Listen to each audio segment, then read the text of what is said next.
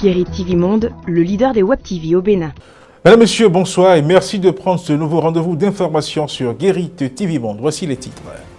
C'est bientôt la reprise des classes. Les parents d'élèves et les autres acteurs du système éducatif s'activent. Vous suivrez dans cette édition le constat fait par une équipe de la rédaction qui a visité quelques collèges. Vous êtes une femme et votre mari vous demande d'abandonner votre travail au profit du ménage. Autrement dit, vous ne ferez plus rien. À ses côtés, quelle serait votre réaction? La question est au cœur du reportage Fait de société de cette édition. Dans l'actualité internationale, nous restons en Afrique, notamment à Madagascar, au Mali et en Tunisie. C'était les titres, le développement, le voici. Mesdames, Messieurs, à nouveau bonsoir. Les préparatifs de la rentrée scolaire 2023-2024 ont déjà commencé dans les rangs des acteurs du système éducatif. Quel est le menu de ces préparatifs? Evelyne Dossou et Kabirou Wadjali ont fait le tour de quelques collèges pour constater ceci. Regardez. À 2 semaines de la rentrée scolaire 2023-2024, apprenants et enseignants se préparent pour reprendre le chemin des classes. Ainsi donc, ici, au CG Koutongbe à Porte-Nouveau, l'heure est au dernier réglage pour assurer une bonne reprise de la rentrée scolaire. Nous sommes en train de rédiger les notes de service qui ont statué sur la rentrée prochaine. Les collègues sont en train de se préparer, surtout les membres de l'administration. Chacun fait la permanence à son poste. Un certain nombre de choses sont réglées, telles que le rapport de fin d'année passée. Et ceux qui ont l'intention de déplacer leurs enfants, ils viennent chercher les papiers, les documents retenus à ce sujet. Donc, nous sommes pratiquement en train de nous préparer pour la rentrée prochaine. Si l'administration s'attelle à mettre en place toutes les dispositions nécessaires devant favoriser une bonne reprise des classes, élèves et parents retardataires font aussi la queue pour retirer les bulletins de notes de l'année scolaire précédente. Je suis venu chercher le bulletin de ma fille. Oui, elle passe, mais elle n'a pas bien travaillé. Elle va commencer la rentrée. Je lui ai dit d'acheter les fournitures scolaires. Elle a fait les cours de vacances. Elle va bien commencer la rentrée. Le retrait des bulletins de notes marque la fin de l'année dernière, de l'année scolaire passée. Bon, il y a toujours des parents qui sont en retard. Il y a une permanence qui est là, qui leur permet de retirer les bulletins et ceux qui ont besoin des certificats de scolarité ou d'autres pièces. La permanence est là pour les servir. Le directeur passe tous les matins pour régler les cas d'urgence. Tous les acteurs du système éducatif sont alors conviés à se ménager afin que démarre comme prévu la rentrée académique 2023-2024. Les collègues professeurs, ils savent ce qu'ils ont à faire. D'ici une semaine, ils auront les emplois du temps. Alors, ils pourront commencer à préparer leurs cours. On n'a pas besoin d'attendre le début. Pour préparer les cours, ils peuvent avoir un stock de cours en attendant.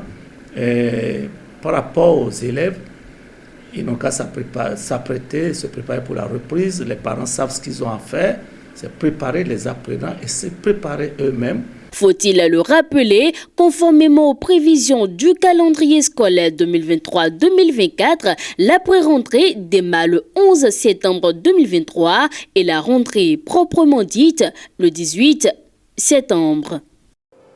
Nous restons toujours dans le domaine de l'éducation. Cette fois-ci, en bref, les apprenants ayant obtenu le bac cette année peuvent déjà retirer leur attestation. Selon la direction de l'Office du baccalauréat, la distribution se fera du lundi 4 au 9 septembre 2023. Et pour le retrait de ce document, les nouveaux bacheliers doivent, en plus des pièces d'état civil, se munir de la quittance des droits d'attestation délivrée après le paiement d'une somme de 5 000 francs. CFA. Ouvrons maintenant la page Fait de société de ce journal. Pouvez-vous abandonner vos rêves pour suivre un homme? Autrement dit, seriez-vous prête à laisser tomber votre profession parce que votre mari vous l'aurait demandé? La question est adressée aux femmes et voici les réponses apportées par quelques-unes rencontrées par Faouzia Sefou et Kabirou Wadjali.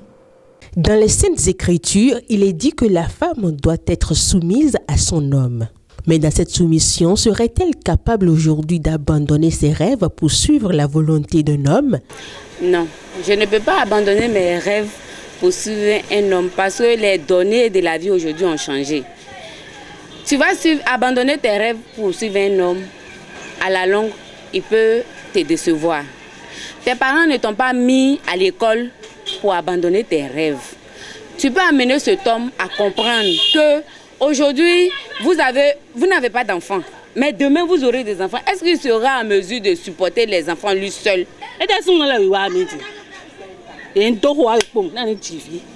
C'est fini.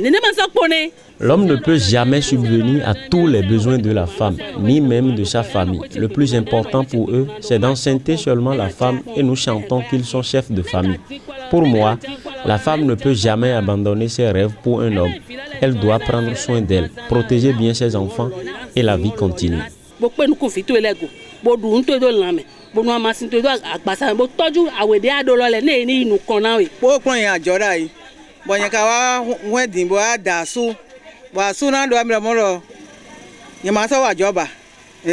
Ma maman m'a appris le commerce. Aucun homme ne peut me le refuser. On ne connaît pas ce que le futur nous réserve. Il peut perdre son boulot. Et là, je pourrai l'aider avec ce que je gagne. Et notre foyer sera en paix.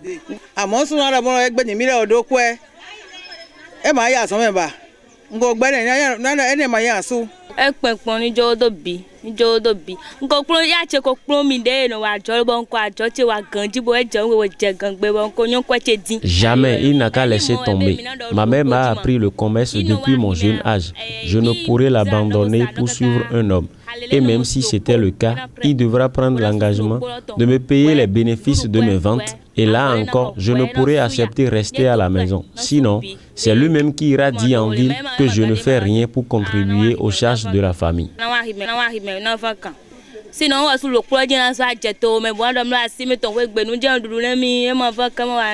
Je n'encourage même pas les jeunes filles à le faire. Personnellement, moi, mes enfants, chaque jour quand je leur dis bonjour, je mets ça dans leur tête. Et ton premier mari, c'est ton travail.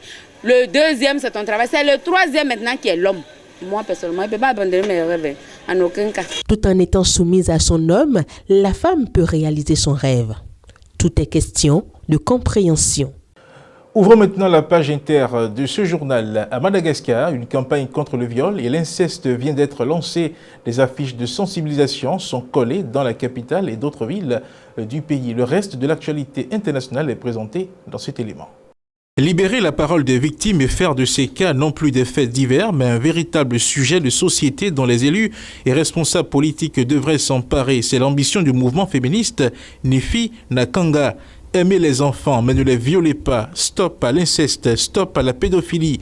Dans le quartier d'Antanimena, ce grand panneau d'affichage attire les regards des riverains et des passants. Pour Yvette Liva, cuisinière, ce genre de campagne est salutaire. Je pense qu'il faut libérer la parole sur ce sujet. On le cache parce que des fois, ça se passe au sein de la famille. Par exemple, il y a un viol et on ne veut pas en parler. Je pense qu'il faut mettre en place d'autres panneaux comme celui-ci. Il faut en parler pour protéger nos enfants. Au Mali, les ex-rebelles de la CMA, signataires de l'accord de paix de 2015, dénoncent de nouveaux bombardements de leur position le 29 août 2023 à Néfis, dans la région de Kidal. La veille, l'armée malienne affirmait avoir visé des groupes armés terroristes. Alors que Bamako appelle les groupes terroristes à revenir à la table de négociation, les faits sur le terrain semblent plutôt indiquer la lente reprise d'une guerre qui ne dit pas son nom. Ce 29 août 2023 au matin, vers 8h30, tout comme la veille en début d'après-midi, les avions de l'armée malienne ont bombardé les positions des ex-rebelles indépendantistes de la coordination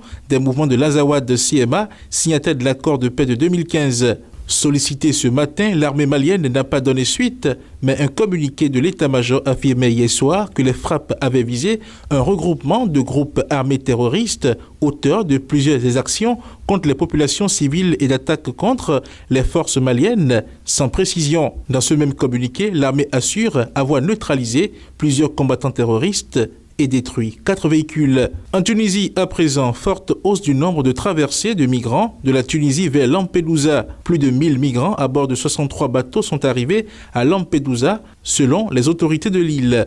C'est un nombre considérablement élevé alors que le nombre d'arrivées depuis le début de l'année avoisine les 110 000. Les dernières arrivées de ce week-end proviennent en majorité de Tunisie selon les autorités italiennes, alors que le pays avait conclu un accord le 16 juillet avec l'Union européenne pour renforcer sa lutte contre la migration irrégulière, dotée d'une aide immédiate de 105 millions d'euros. La majorité des migrants interpellés ce week-end sont arrivés de plusieurs points de départ tunisiens, Zarzis et Gerba au sud du pays, Sfax et Madia à l'est. Pas moins de 500 migrants sont arrivés en une seule journée. Lampedusa sature et de nombreux migrants ont dû être transférés vers des îles siliciennes. À présent, la page des sports.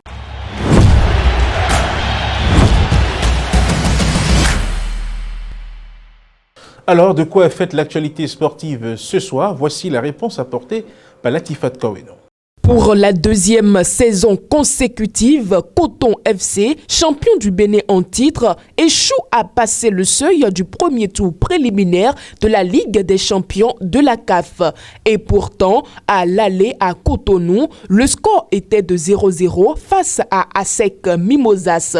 Mais ce dimanche 27 août à Yamoussoukro, Coton FC est battu 2-0. Rappelons que la saison dernière, Coton FC s'était déjà fait éliminer par le même adversaire. De son côté, engagé en Coupe de la Confédération de la CAF, Loto Popo n'a eu de quoi entretenir la moindre lueur d'espoir. Déjà laminé 3-0 à l'aller, les Verts de Grand Popo n'ont pu mieux faire qu'une nouvelle défaite, cette fois-ci de 2-0. Nous parlons à présent de la CAN Côte d'Ivoire 2023. Le Mozambique et le Bénin se préparent pour un duel crucial le 9 septembre prochain dans le cadre des qualifications pour la Coupe d'Afrique des Nations CAN 2023. À cet effet, le sélectionneur mozambicain a dévoilé ce lundi 28 août 2023 sa liste pour l'échéance. Celui-ci n'a laissé aucune place au hasard à en croire les médias du pays. Parmi les choix audacieux du sélectionneur mozambicain figurent les nouveaux joueurs nationalisés Ricardo Guima et Jonathan Miumo. Cependant, l'absence notable de Zenadine JR ne passe pas inaperçue. Après le sélectionneur mozambicain, celui de la Guinée, Kaba Diawara, a également levé le voile sur les noms des joueurs qui auront la lourde tâche de défendre les couleurs du pays lors de la dernière journée de qualification à la Coupe d'Afrique des Nations 2023. À l'occasion, les Guinéens vont en découdre contre le Malawite en septembre prochain. C'est la fin de ce journal. Merci de l'avoir suivi, mais n'oubliez jamais, le problème n'est pas le problème. À bientôt.